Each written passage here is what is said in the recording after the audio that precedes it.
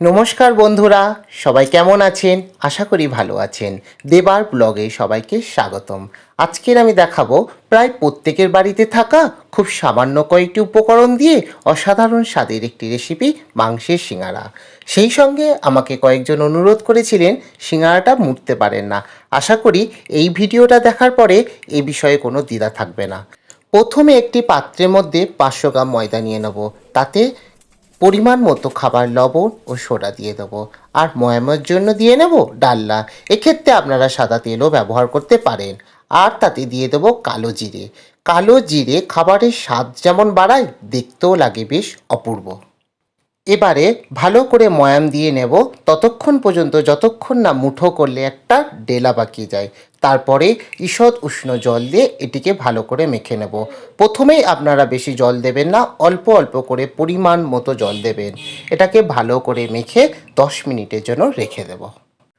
অন্যদিকে একটি কড়াইয়ের মধ্যে সামান্য পরিমাণ তেল দিয়ে তাতে কাঁচা বাদাম দিয়ে দিলাম। এই বাদাম দেওয়াটা কিন্তু অপশনাল। মাংসের সিঙ্গারার ক্ষেত্রে আপনারা নাও দিতে পারেন, তবে নিরামিষ সিঙ্গারার ক্ষেত্রে আমি অনুরোধ করব অবশ্যই। পুরটা তৈরির জন্য কড়াইয়ের মধ্যে দিয়ে দিলাম গোটা জিরে, কেটে রাখা পেঁয়াজের টুকরো, আপনারা চাইলে পেঁয়াজের পেস্টও ব্যবহার করতে পারেন। দিলাম আদা রসুনের পেস্ট এবং সামান্য পরিমাণ কুচানো আদার টুকরো, কারণ গালে পড়লে বেশ ভালো লাগবে।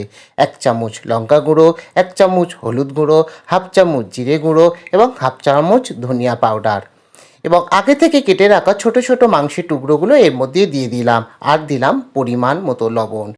পুরটা আমি একটু সামান্য তেলেই করব, কারণ আপনারা অনেকেই জানিয়েছেন আমার এই সামান্য তেল মশলা করা রান্নাগুলো আপনাদের ভালো লাগছে।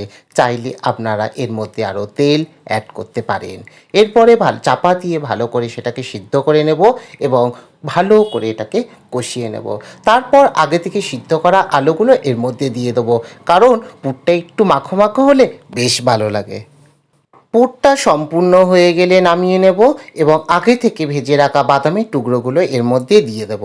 ইলেকট্রিক চলে গেছে, যদি একটু ভিডিওটা অন্ধকার লাগে আমাকে মাপ করে দিয়ে মানিয়ে নিও, কারণ এই চ্যানেলটা আপনাদের ভালোবাসার। এবারে আগে থেকে বানিয়ে রাখা ময়দার ডোটি থেকে গোল গোল করে লুচি কিংবা লুচির থেকে একটু সামান্য বড় সাইজের কেটে নিতে হবে।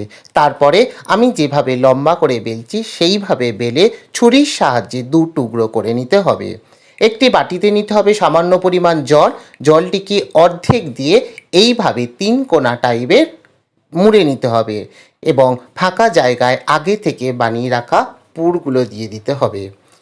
উপরে সাদা অংশটিকে আমি যেভাবে জল দিয়ে দিলাম সেইভাবে জল দিয়ে দিতে হবে, যেটা অনেকটা আঠার মতো কাজ করবে। তারপরে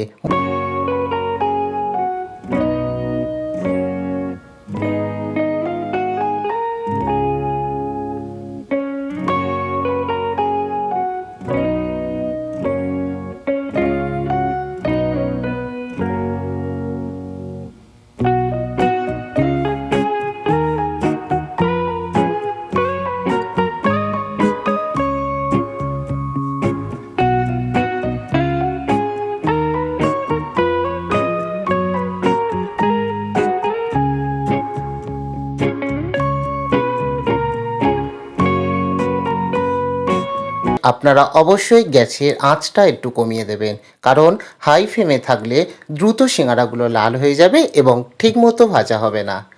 দেখুন কত সুন্দর ভাজা এবং খাস্তা হয়েছে। পরিবেশনের জন্য একেবারে তৈরি। আপনারা সিঙ্গারাগুলো সস কিংবা কাসুন্দির সাথে খেতে পারেন। বাড়িতে অতিথি আসলে চটজলদি ভেজে দিতে পারেন। ভিডিওটা কেমন লাগলো অবশ্যই জানাবেন, আর কী ধরনের ভিডিও দেখতে চাইছেন সেটাও জানাবেন। সবাই ভালো থাকবেন, সুস্থ থাকবেন। দেখা হবে পরবর্তী কোনো এপিসোডে। ধন্যবাদ।